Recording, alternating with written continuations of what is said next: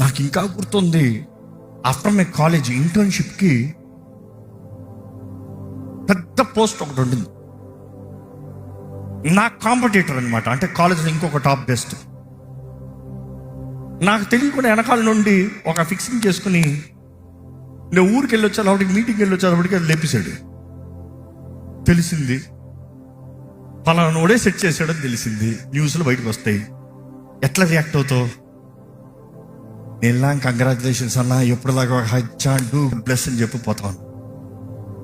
Next నాకు వచ్చింది, ప్రపంచంలో 4 పెద్ద కంపెనీలు కలిసి they wanted to take the best of the person, they have tried hundreds of people, ఒక్కడ కూడా దొరకలేదు అంటే నేను పోయాను 2 నిమిషాల్లో ఆ ఉద్యోగం సంపాదించుకోవచ్చా, వీడికి 10 రెట్ల జీతం తీసుకుని వచ్చా.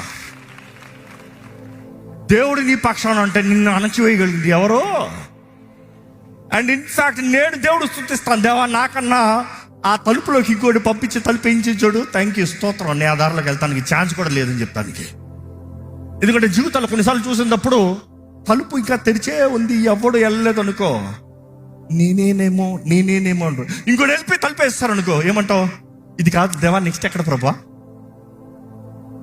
అందుకని ఎప్పుడు అంటాను, thank God for the closed doors.